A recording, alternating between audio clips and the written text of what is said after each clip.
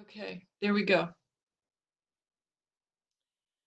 All right, this is probably the last time I'm going to lecture you about anything. I have a few things left over that I either forgot to use or never got to. The only thing you have left, of course, is programs, I guess, 8 and 9.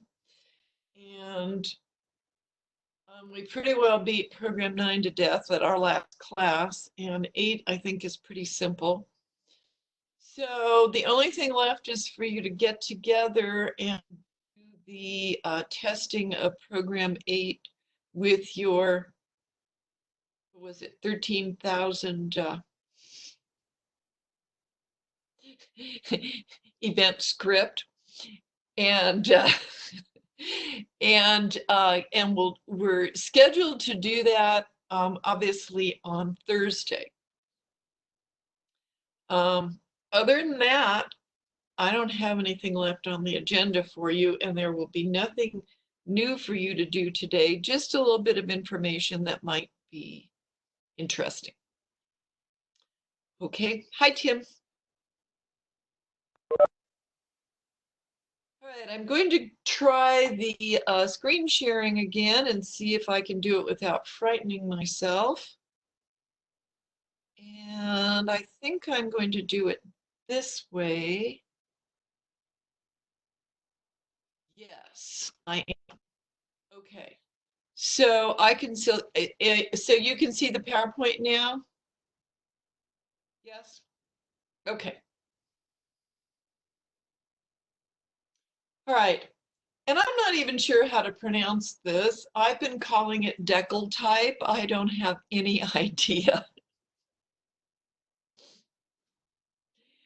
This is a kind of, I'm pretty sure it's, well, it'll say it's which version of C++ it comes from, but it is an addendum to Auto. And I was going to talk about it during Auto, but okay, was that, let's see, what do I need? The chat. All right, so that I can see it. Oh, good. What happened?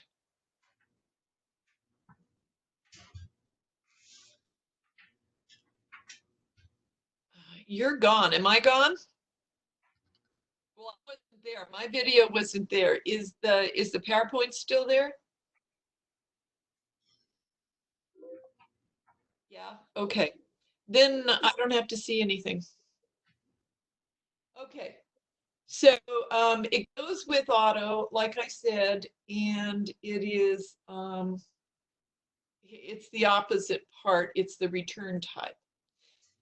And so what it's really for, and the reason I didn't talk about it with Auto is you can't really appreciate it until you've done the template class. And for some reason, I forgot to discuss it then. So I think I'll give it to you now.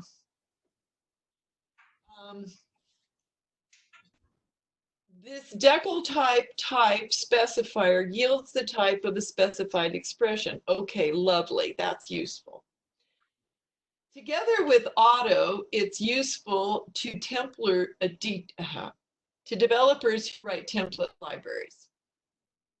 So the return type, okay, and you're back, depends on the type of its template arguments. And that's why template classes or template functions can be particularly difficult.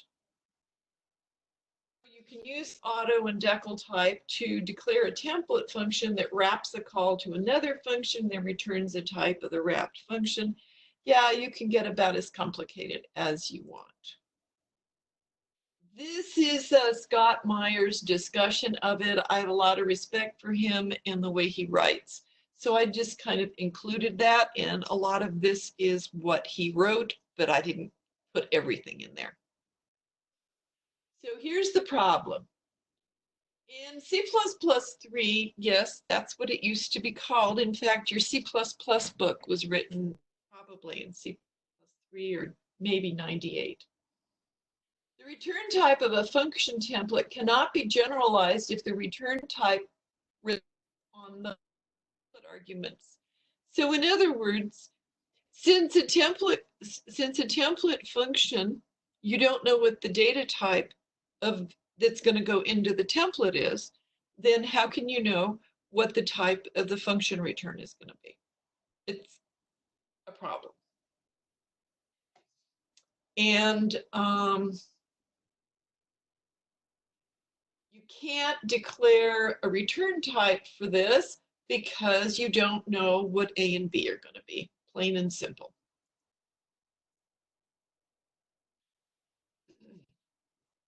Then we're going to have trouble instantiating the function because we have to provide type U in order to do that so we can have a return type. It's a big pain in the neck. So we have a C++11 feature called decltype, maybe, that will help us with that. So that is going to be, and I think it's probably declare type, I'm not sure, A times B then. So that's going to be the return type. It's going to depend on A times B, the result of the multiplication.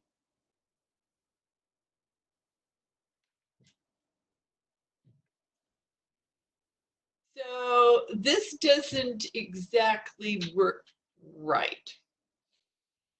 Exactly. Because, I mean, it sounds logical, but the compiler parses codes from left to right, so it sees the return type before the actual declaration. So now we have another feature that we brought in to fix this, and it's called a trailing return type. Somewhat similar to what? Lambda functions. So now you can rewrite that. You can have auto as the return type, and this is the trailing return type, the declared type or decl type A times B. And now it's in the right order. So you need basically all three of those.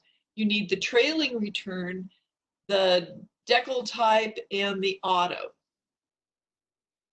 We specify the function return type after the declaration of parameter declarations. So it's safe, it is after they're declared. The composite symbol arrow, decl type T1 plus T2, is called a trailing return type. So that's this right here, our trailing return. The auto keyword before the function identifier is the placeholder for the return type specifier. And when you use a trailing return type, the placeholder must be auto. You can't put anything else in there. Meanwhile, the auto type specifier can't be used in a function declaration without a trailing return type.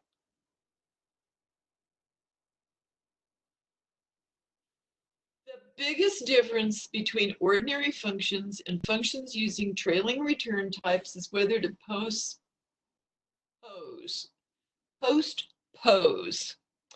the return types. So here's auto, max int in A and B, and it is returning int. The function uses a trailing return type, which is equal to max of A and B. It shows a valid scenario, but doesn't really reflect the benefits because you know what A and B are, and you really don't have any problem returning an int in a normal function.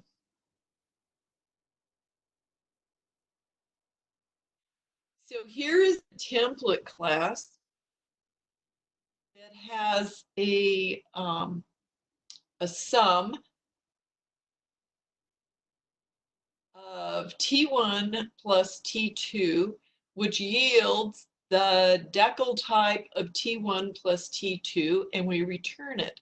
So this is a trailing return, and here we are with auto. So that actually works.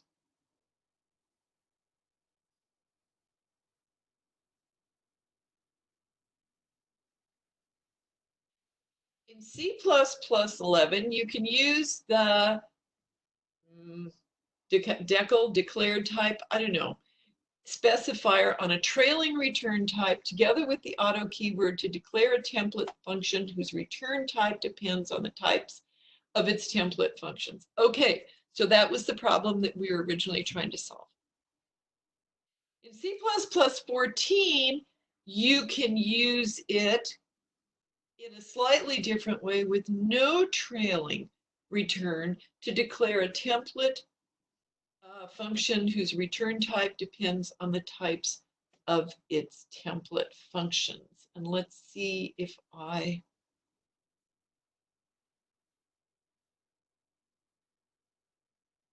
I didn't. I'm going to pick that up.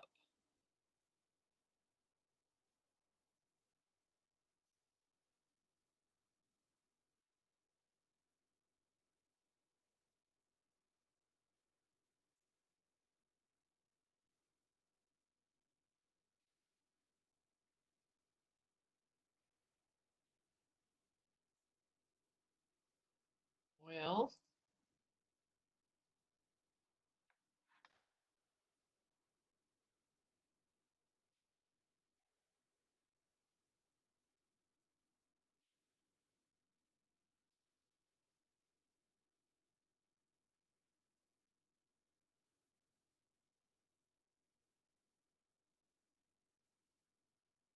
of course, there it is.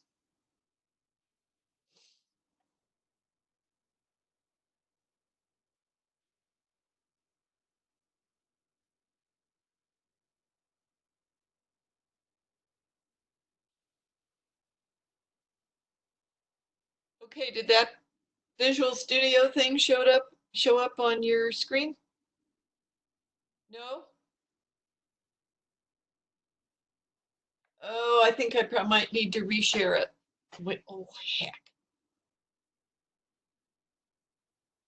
Stop sharing, and then I'll start sharing again.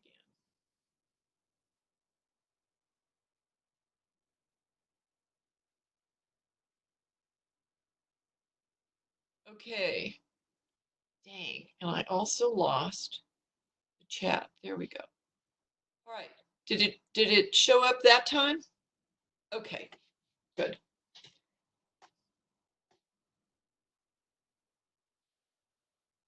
So there's only a driver. Let me make that bigger. So here's our template class. Actually, it's just a function. We're adding A and B. We have as our trailing return the decltype or whatever, A plus B, and auto as the return. So we're able to call add 1 and 1.8 and and 1.8 and 1. So let's see what that does. You may not be able to see that because did the console window show up? No, it'll only show one. Okay, it'll only show one application at a time. Well, the answer is 2.8 both ways.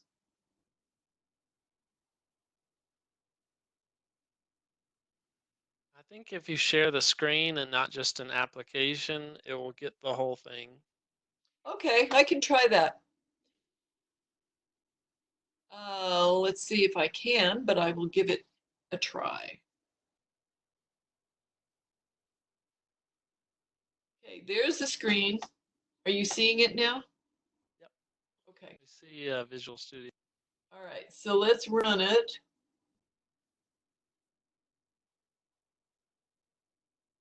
Now, if I put that over there, do you see it?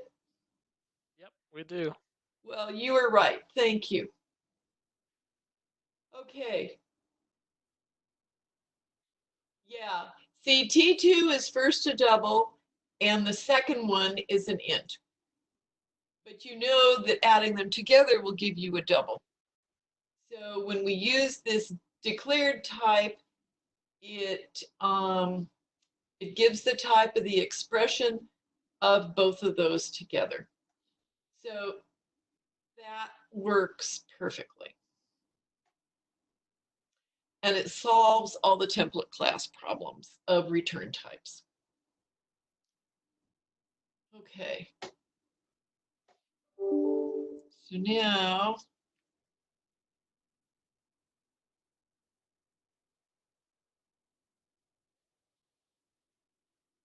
is the PowerPoint back? Am I doing that right? Good. All right. So we looked at the demo.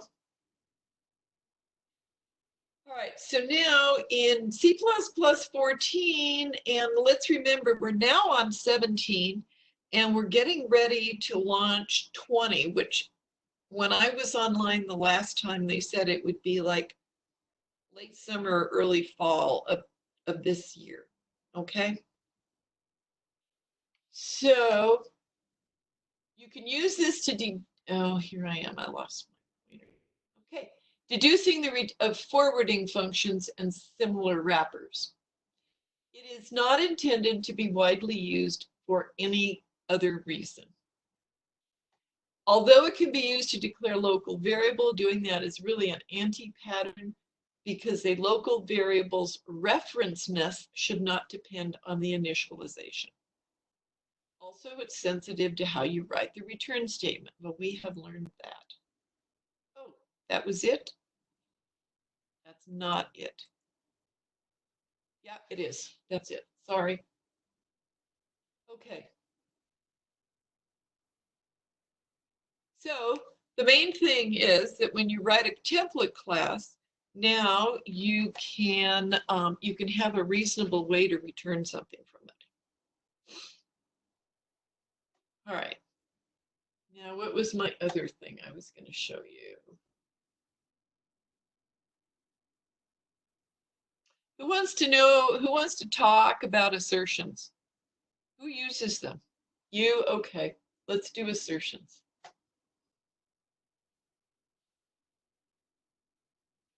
This is just a little discussion because some people like to use them. Okay. I just want to check and make sure that whoops, now I have to go over here. Hopefully my video is off. All right. So what is it for? Assertions are mainly used to check for logically impossible situations.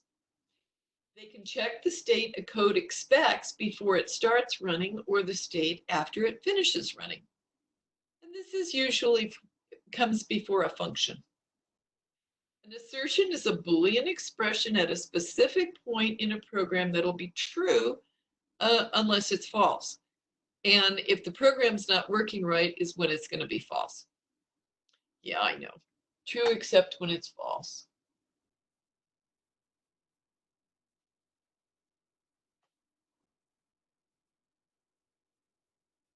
Okay. So it could simply be a comment in it also from the user. It doesn't necessarily have to be a Boolean, just something to help you when you're building a program. How do they work? Well, yeah, you might be thrilled to learn that assert is a macro. And it's defined in its header file. It tests the value of the expression. If you want to use assertion in C++, you #include the C assert header file. C, you just assert.h. This is pretty typical pattern. If the value of the expression is 0, then assert prints an error message and calls the abort function to terminate your program. Yeah. This can be a useful debugging tool for testing whether a variable has a correct value.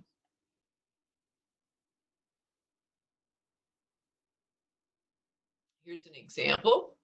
Suppose x should never be larger than 10 in a program An assertion may be used to test the value of X and print an error message if that's incorrect.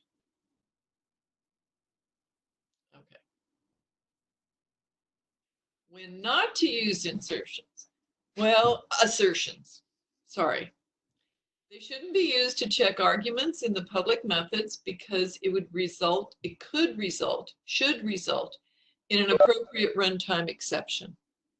Okay, what was that? Okay, don't know. Oh, I lost the chat. No, here's the chat. Okay. I don't know. And don't use assertion if you don't want any error in the situation because it'll still throw an error for you. It's just an assertion error.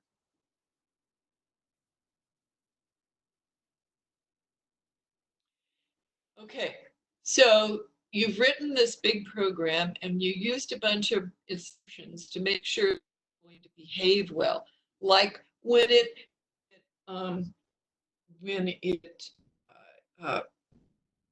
processes 13,000 items. Okay, so you're done with the program. It works. Oh, it was Skylar. Okay. Hi, Skylar. And you don't want those assertions in anymore. You can use pound define nd don't debug, ndebug, and that deletes. It doesn't delete the insertions; it makes them invisible automatically. So some comments about insertions. Insertion statements are sometimes used too extensively while rather than general expressions because it's easy to disable them all at the same time. Because the code in an assertion disappears when you use the ndebug, never do actual work in an assertion. You can only use test conditions because that work is going to be gone when you make your release mode.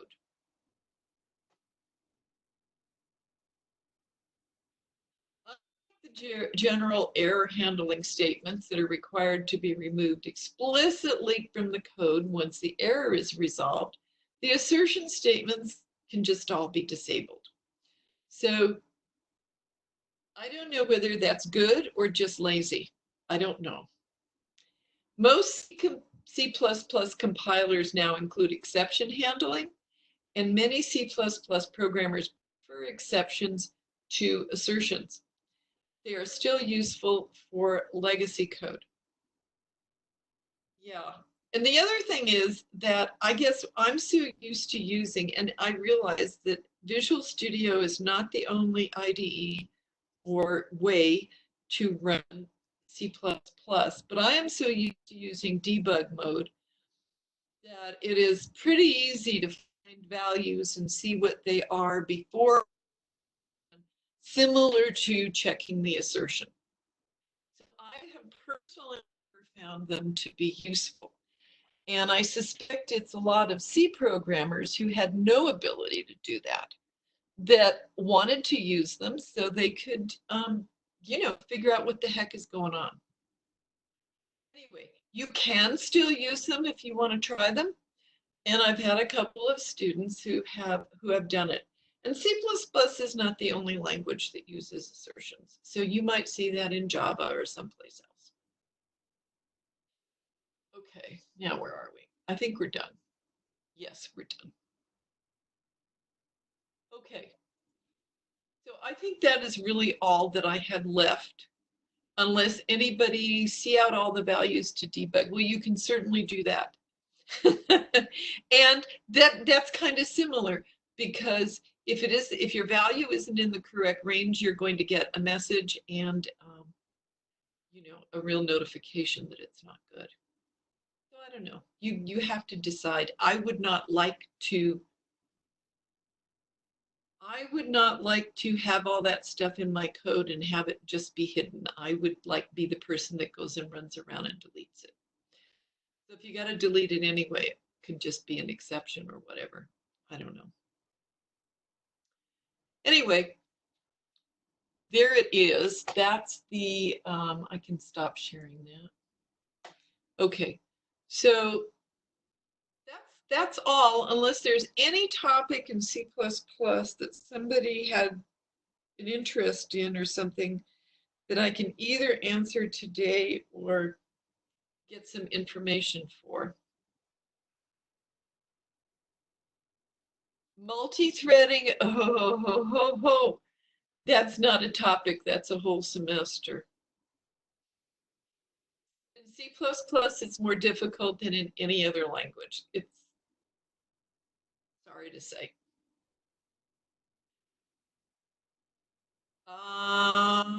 Yes, I will. I'll put it in this module. Don't know. I think not. I think all it does is just return the correct type. That is usually the problem in template classes, and so I think that's what it's meant for. And that's for Tim.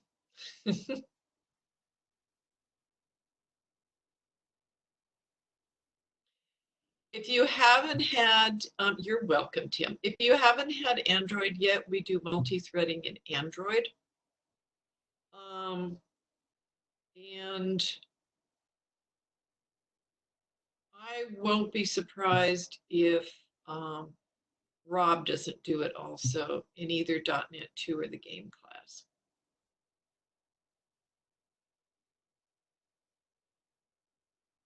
Okay. Really, I wouldn't, well, that's too bad. Because it certainly is useful, but that doesn't mean.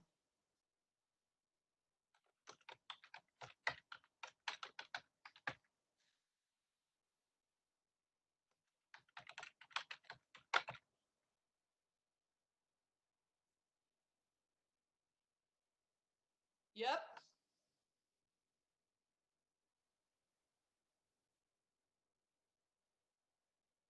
Yeah, interesting. The article title is, and I'm not going to just read it. Async task is deprecated. Now what? Well, we'll have to see what they have. It may be something new from Jetpack. I don't know. I haven't done my studying on new Android yet. I don't usually do that in the summer because if I do it too early, then they change something else. And the programs that I wrote and that were working perfectly are all messed up come fall. So I usually wait till middle of the summer.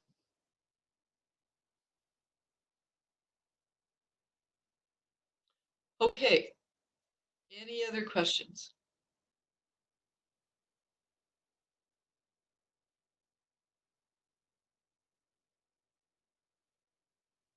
Yes, they absolutely do, Michael, even halfway through the semester. It's inconsiderate as can be. I should really get a hold of Google and tell them to stop changing things during my semester.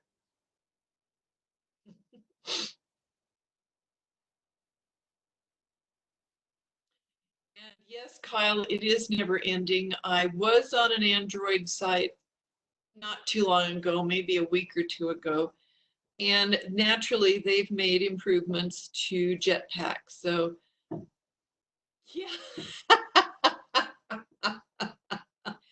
Wouldn't be surprised. Eyes and ears everywhere.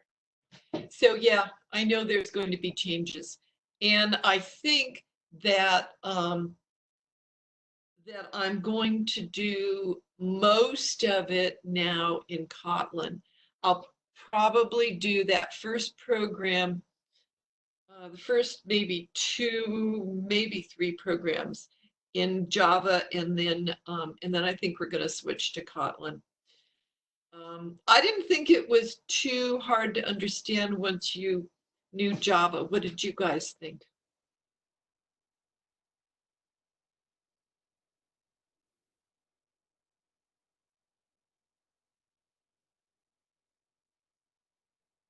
Yeah, I thought it was too. I liked it very, yeah, I thought so. I agree, Michael. Yeah. So, okay, Chad. Um, yeah, that's what I think I'm gonna do. Android is the like is the it's not the language, it's the SDK that changes, I swear, the most rapidly. And async task is indeed one of its APIs. So they're going to have to substitute something because we used it a lot. It's good for a one-shot deal and handles it, but I guess it doesn't handle it perfectly. So we'll see what they're going to have.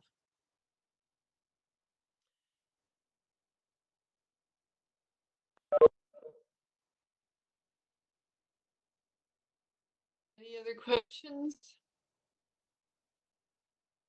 Void, void, void. Yes, I do. That was the async task. Mm-hmm. Mm-hmm. Well, yeah, but now we're used to that.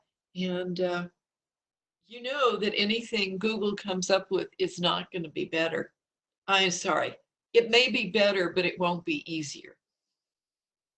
That's what I meant. And who knows, maybe they have some genius way to do it in Kotlin that not in Java. Although they still have to support Java, so they're going to have to come up with something. Runnables are multi-threading, but I don't know that you can do all of that in Runnable. So, and you remember the handlers. So I don't know. We'll just have to see. Now you realize you totally ruined my weekend. Who said that originally? Kyle, was that you? Yeah, it could be the coroutines. Those are a bugger. That because I'm going to have to now look at that because I'm curious.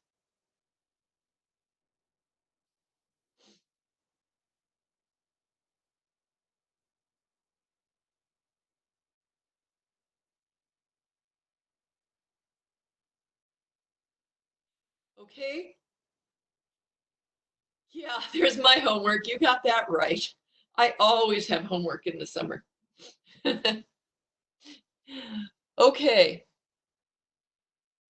Well, I don't have anything else to present to you, and I will be here online until the end of the class because that's my requirement.